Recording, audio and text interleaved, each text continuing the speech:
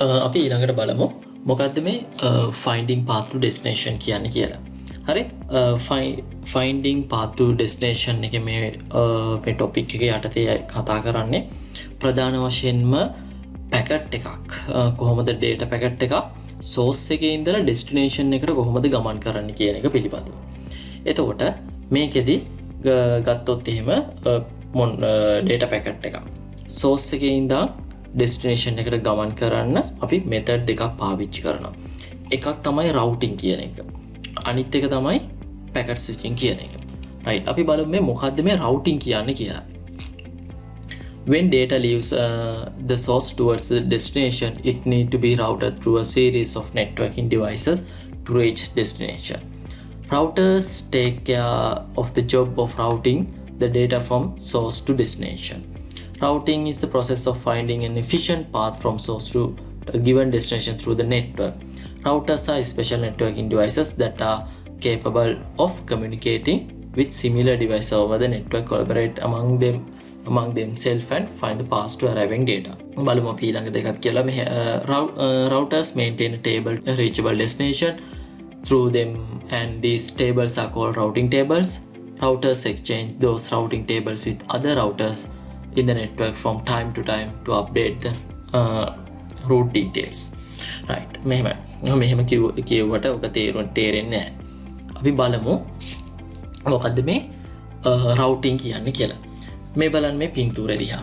හරි මේ image මේක දිහා බැලුවට පස්සේ ඕගොල්ලන්ට පේනවා source එකයි destination එකයි තියෙනවා. දැන් හිතන්න ඕගොල්ලෝ ඉන්නේ ලංකාවේ. ඕගොල්ලෝ මොනවා හරි message එකක් දානවා පිට රටක ඉන්න යාළුවෙක්ට. හරි දැන් ලංකාවේ ඉඳන් ඒ රටට message එක යන්නේ routers 10 ගාණක් පහු කරගෙන වෙන්න පුළුවන්. හරිද? right එතකොට දැන් මේ network එක ඇතුළේ මේ නිල් පාරට තියෙන routers කොහොමද මේ data packet එකක් මේ router වලින් router වලට ගමන් කරන්න කියන එක තමයි මේ routing වලින් කියන්නේ. හරි routing සහ packet switching දෙකෙන්ම කියන්නේ ඒක. නමුත් මේක සිද්ධ වෙන ක්‍රම දෙක වෙනස්. මොකද්ද මේක සිද්ධ වෙන ක්‍රම දෙකේ වෙනස?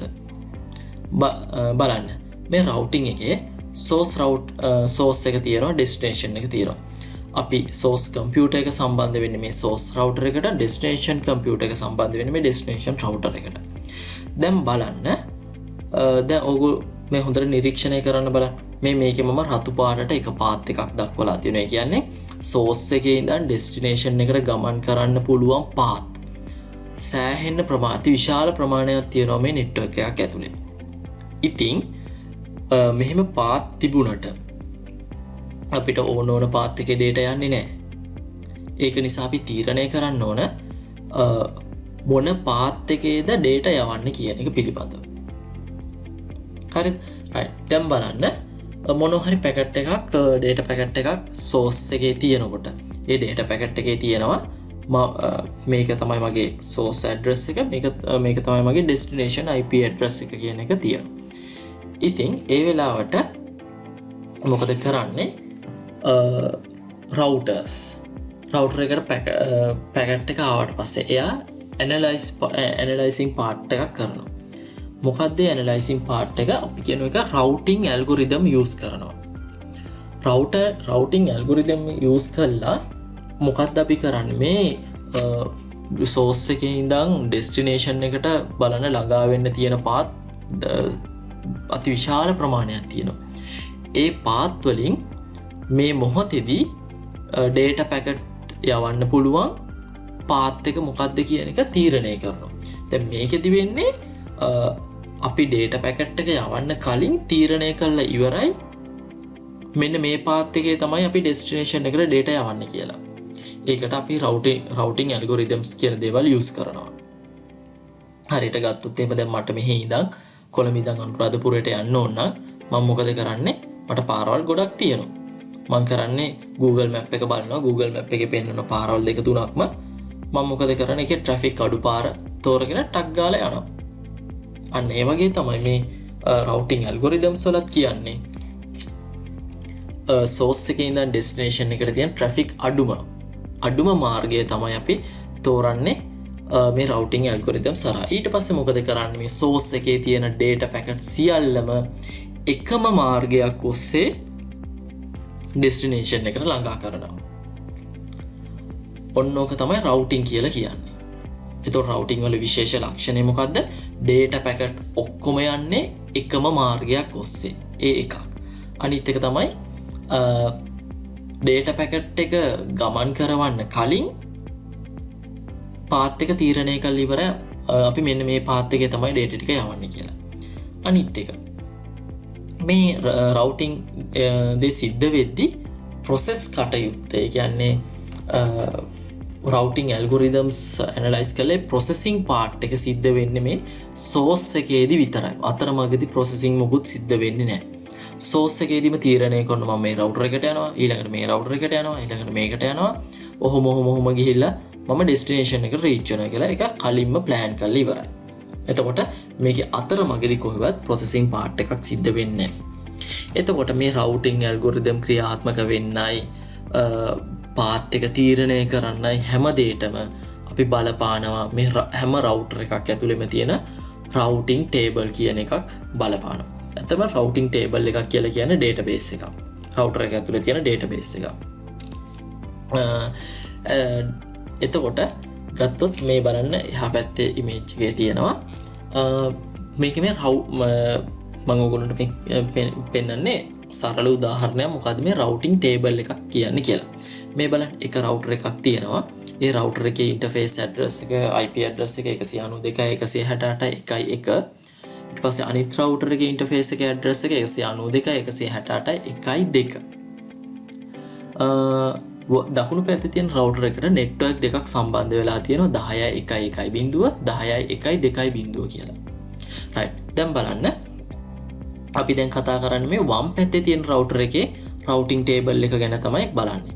බලන්න ඒ router එකට මොන හරි data packet එකක් ආවට පස්සේ ඒ router එකේ ඉඳන් network කීයකට ඊළඟට යවන්න පුළුවන්ද බලන්න.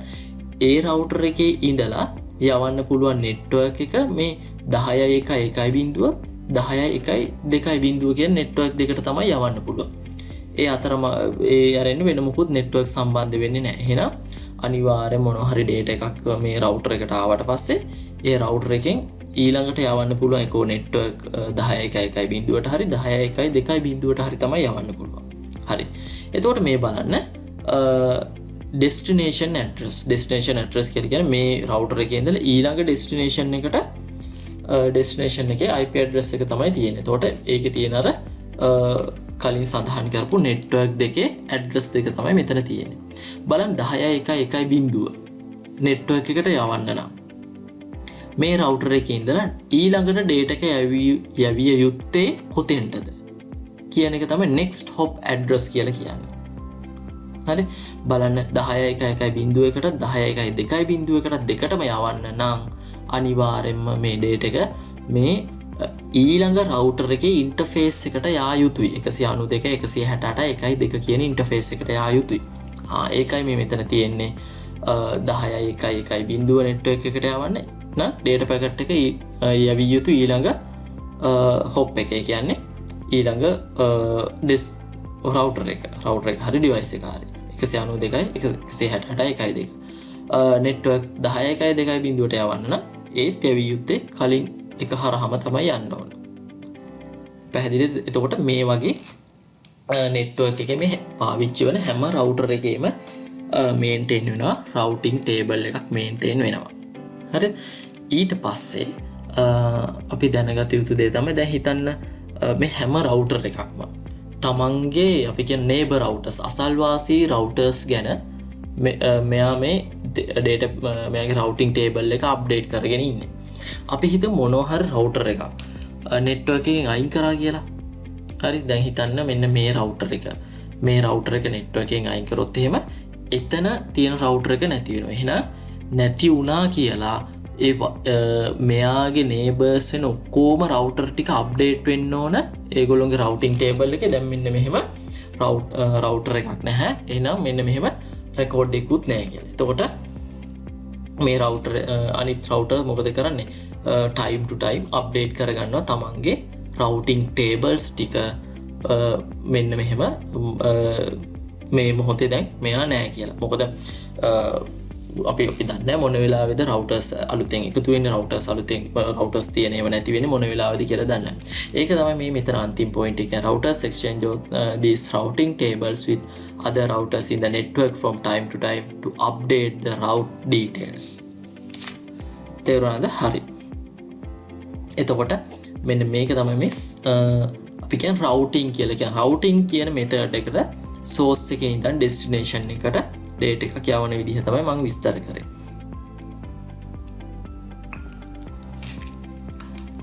ඒ අරින්න අපිට ඒ එක method එකක්.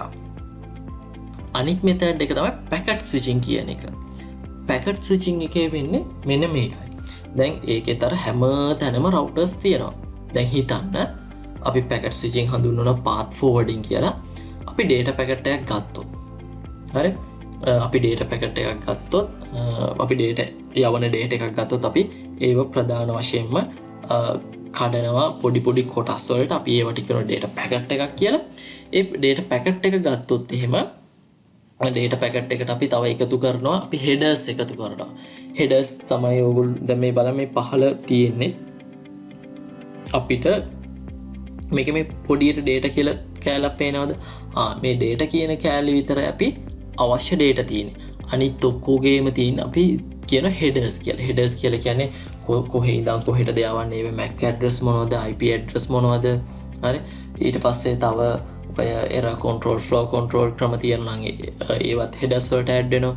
ඔය ගොඩාක්ම headers වලට ඒ වගේ තොරතුරු තමයි දාන්නේ.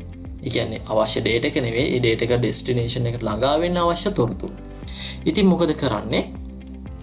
මේ path forwarding එකේ වෙන්නේ ඉස්සෙල්ලා දැන් හිතන්න මේක තමයි source address එක 192.168.1.10 destination එක තමයි 192.168.4.10 හරි.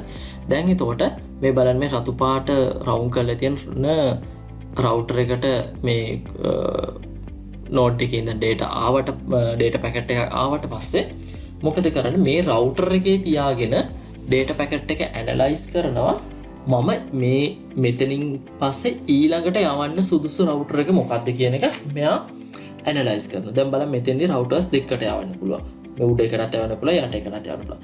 ඒ routers ටික ඇනලයිස් කරලා තියෙන traffic අඩුම මාර්ගය ඔස්සේ මොකද කරන්නේ? එයා data packet එක forward කරනවා. එතකොට මොකද වෙන්නේ? ඒකෙන් මේකට එනවා. ඒ වගේ දැන් මෙතෙන් පහළ router එකට ආවට පස්සේ පහළ router එකනොත් ඒ දේම කරනවා. එයාගේ වටේ ඉන්න routers මොනවද?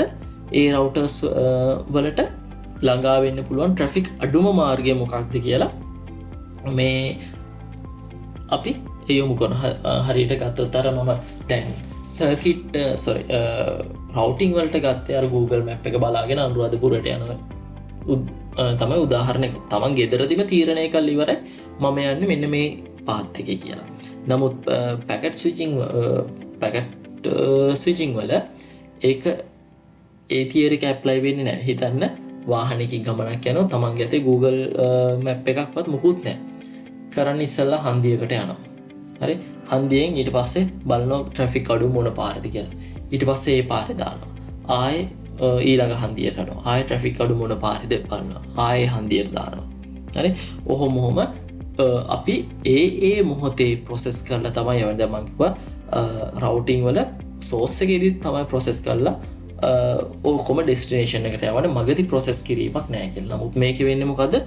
හැම තැනදීම packet එක process වෙන ඊළඟට යවන්න ඕන කොතනද, ඊළඟට යවන්න ඕන කොතනද කියලා. දැන් ඕගොල්ලන්ට හිතෙනවා ඇති. දැන් හිතන්න මෙහෙම මේකෙන් මේකට ආවා, මේකෙන් මේකට ආවා, මෙහෙම ඇවිල්ලා දැන් මෙතෙන්දී data එක දැන් මෙයා කල්පනා කරනකොට තමන්ගේ වටේ ඉන්න routers මොනවද කියලා ඒ අයගෙන් traffic එක අඩුම අපි හිතුව මේ router එකට කියලා. ඔන්න මේ router එකට තමයි traffic එක අඩු. data එක මේකට යවුවා. ආයේ මේකෙන් traffic එක අඩු මේකට යවුවා. ඉතින් දැන් ඕගොල්ලන්ට හිතෙනවා ඇති මේ ක්‍රමයට